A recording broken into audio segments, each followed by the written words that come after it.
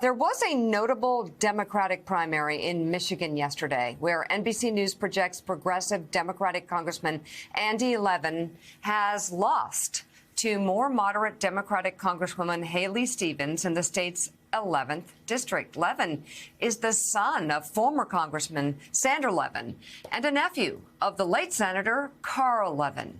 At least one member of the Levin family has served in Congress since 1979, a run that will come to an end in January.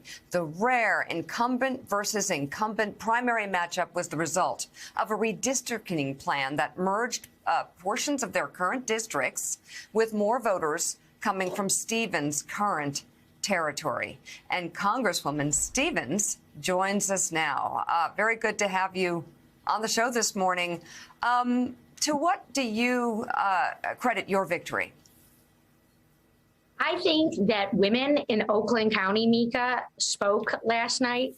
I think that people who care about an economic message, I've been a champion for our advanced manufacturing economy.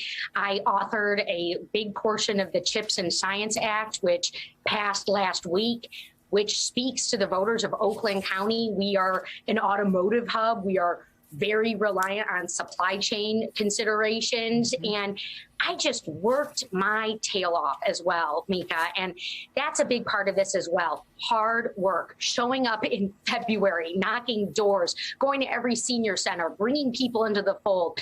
Congress is still a job of listening and collaboration. And that's what I brought to the table when I flipped this seat in 2018, becoming the first Democrat since almost the moon landing to hold this seat or to win this seat. Wow. And that's what we did last night. So, Joe, she sounds like, in terms of campaign style and what it takes, someone I know very well, you.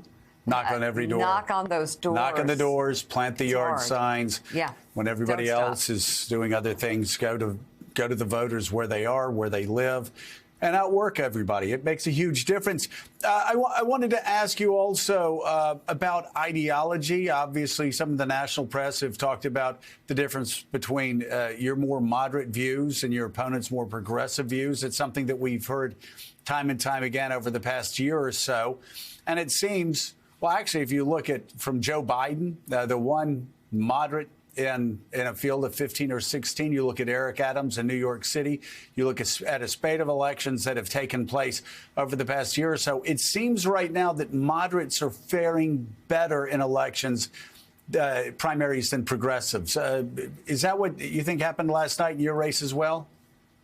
I think, Joe, this is all about delivery, to be honest with you. If you look at the President Biden agenda under Democratic House and Senate leadership, we got an infrastructure bill done.